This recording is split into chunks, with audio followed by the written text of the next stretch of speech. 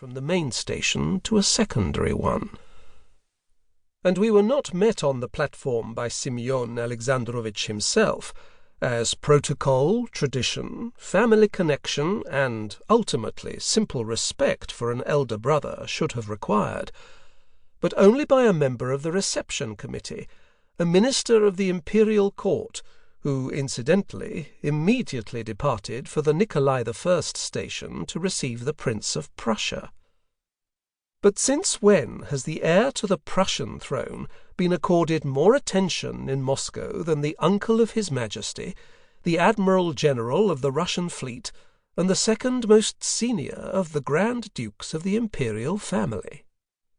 Georgii Alexandrovich did not show it, but I think he felt no less indignant than I did at such a clear affront.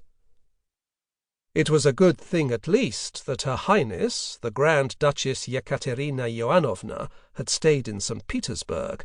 She is so zealous about the subtle points of ritual and maintaining the dignity of the royal family.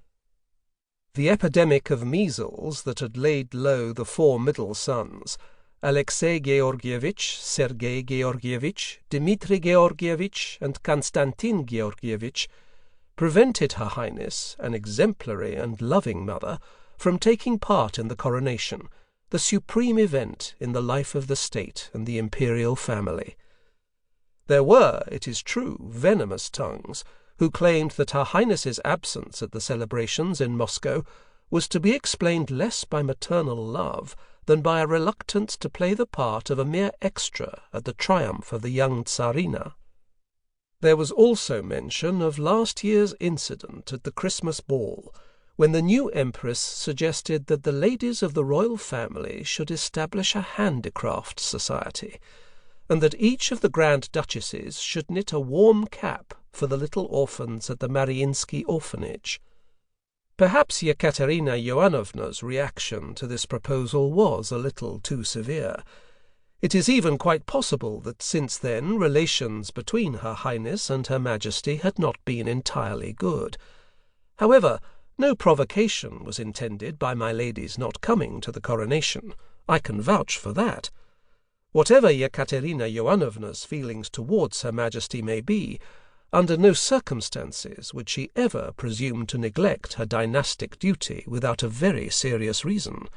Her Highness's sons really were ill. That was sad, of course, but, as the common people say, every cloud has a silver lining, for the entire Grand Ducal Court remained behind in St. Petersburg with her, which significantly simplified the highly complex task facing me in connection with the temporary removal to the old capital. The court ladies were very upset that they would not see the festivities in Moscow, and expressed their discontent, naturally without transgressing the bounds of etiquette, but Yekaterina Ioannovna remained adamant.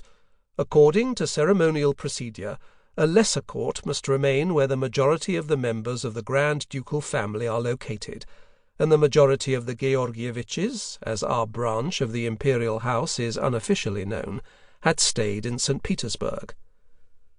4 members of the family made the journey to the coronation: Georgii Alexandrovich himself, his eldest and youngest sons, and his only daughter, Xenia Georgievna.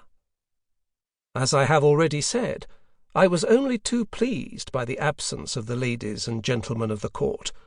The court steward, Prince Metitsky, and the manager of the court office, Privy Councillor von Born, would only have hindered me in doing my job by sticking their noses into matters entirely beyond their comprehension.